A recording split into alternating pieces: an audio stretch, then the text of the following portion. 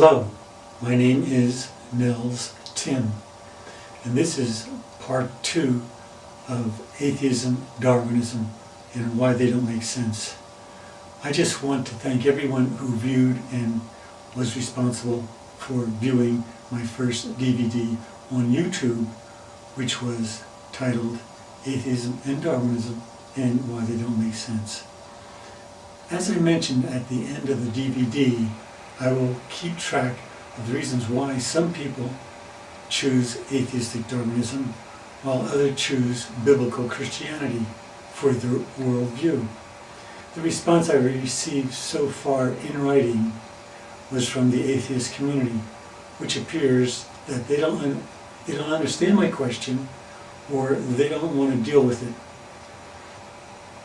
Which was, why don't atheists practice what they preach? Now, what do they preach? They preach natural selection, which is also known as the survival of the fittest. Certain individuals have used Darwin's theories to justify their crimes against humanity. Some of the most notorious were Hitler, Stalin, and Chairman Mao. They all used his theory to justify the slaughter of their own people, which was well over 100 million. You can also view my first video on YouTube for today's supporter of Darwinism. Even Darwin's book, The Origin of Species, has for its subtitle the preservation of favored races in the struggle for life. This statement allows for racism, murder, rape, and other atrocities. Now I can see why atheists try to promote his book as only a science book and not a moral guide. But the evidence that I just reported shows that there is a definite link between his theory, crimes, and immorality. So who do atheists turn to when they get harmed?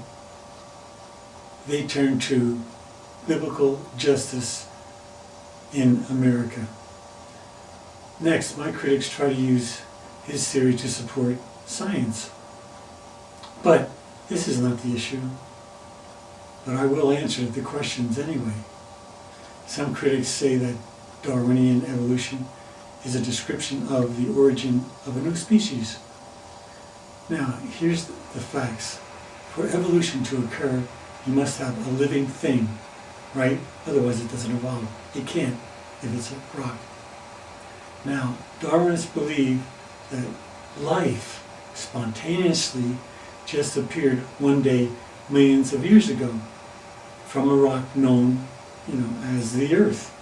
Some claim that water was involved, but no one knows where the water came from, nor do they know how a lifeless rock could figure out what is necessary to make a single cell and then make it come alive.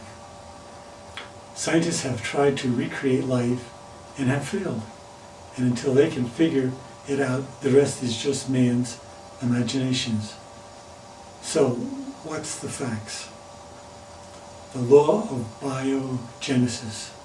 It states that life can only come from life. The question now becomes, who is this life giver and lawgiver? Please respond if you know. Now, the guy with the cartoon dog on the YouTube claims that Darwin's theory is repeatable and based on empirical evidence. What he forgot to say is that no one has ever observed Darwinian macroevolution. Thus, it can't be repeated or tested. An example is dinosaurs can somehow turn into birds or some other animal.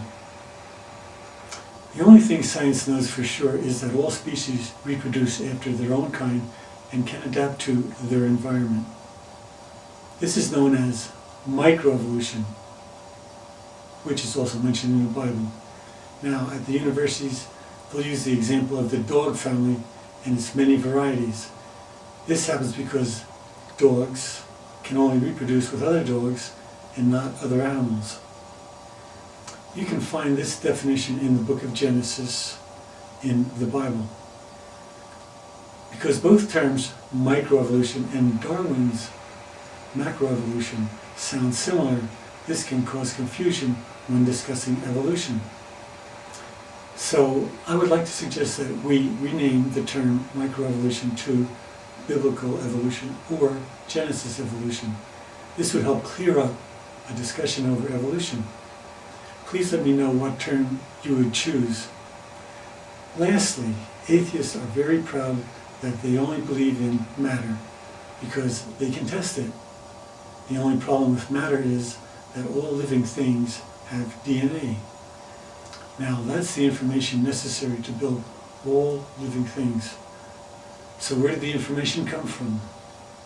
Richard Dawkins, the leading spokesman for atheism, believes DNA came from aliens. He makes this statement in the movie Expelled by Ben Stein. As you can see, there are many problems with Darwinism. As a matter of fact, many educators have challenged Darwin's theory, have been fired. Read the book Slaughter of the Dissidents by Dr. Jerry Bergman.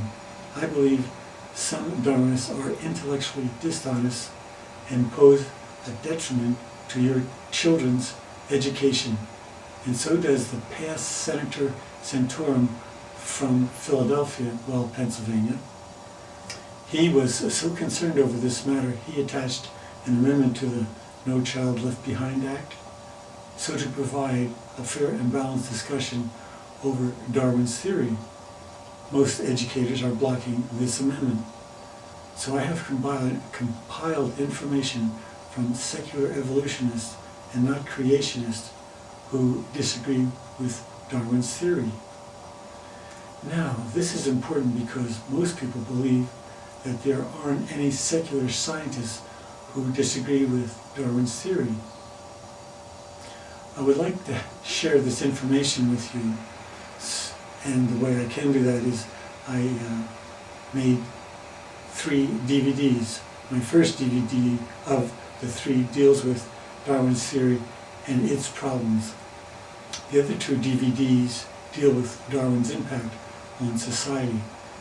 These DVDs are a must for your library, so I'm willing to let you have 3 DVDs for a value, which is a value of $60, but I'll give them to you free if you can give me empirical evidence to prove Darwin's theory. And the other 2 DVDs disprove them, which are based on the impact Darwinism has had and is having on our society. What I would need would be either a certified check or a money order for $60, but if you order within a month, I will give you all 3 DVDs for the total cost of $40. Mail me to Honesty in Education, P.O. Box 540-124, NSL, currently, UT, Utah 84054. A check will be returned if you can disprove all the content in these DVDs. I appreciate your time. Thanks again. This is Nels Tim signing off.